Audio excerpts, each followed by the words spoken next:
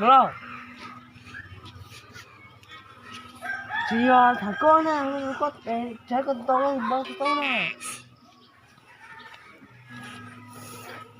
Udah tempat satu mah. Udah ke tempat satu itu namanya nè. Nó là bây giờ nó nè.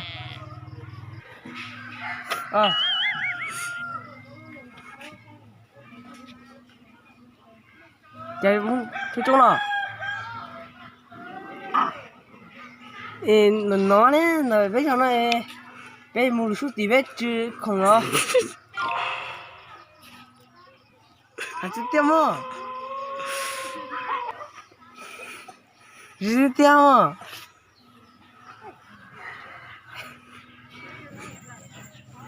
Ê cha thằng trống rồi, nó nè cha đi thằng trống rồi.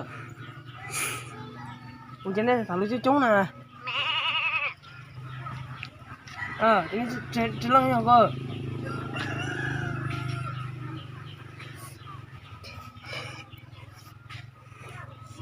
Ibu nhá. Ini punya bel. Chính phải nuôi mà. Nhớ chưa? Cái lá tiền à, lấy chỉ cả tiền à, lo. Chẳng nó với nhau mà, nuôi tôi nó nhận lấy nhà về năm cá. Lo.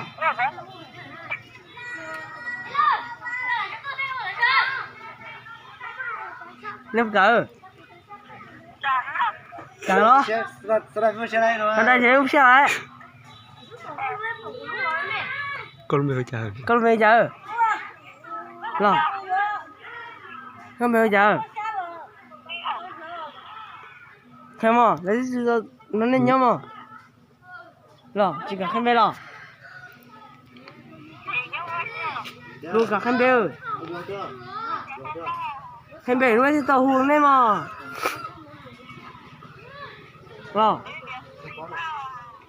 Em bảo khăn bê nó sẽ nhớ thế mà. Để vì chỉ cả khăn lên lúc trời bê nó mới chạy tới trái ơi.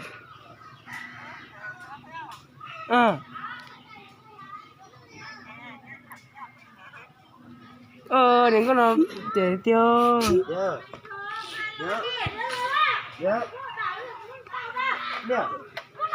Ê, tôi nói vậy. Bây giờ lo. Bây giờ câu có tàu về à? Chỉ có mà nó cho là. Thì giờ có tàu luôn. tụi tao kho nữa. Không có à. Thấy chưa nó?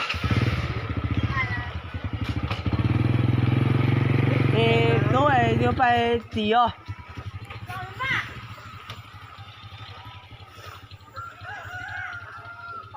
Xin nên nó nên punya bete mà.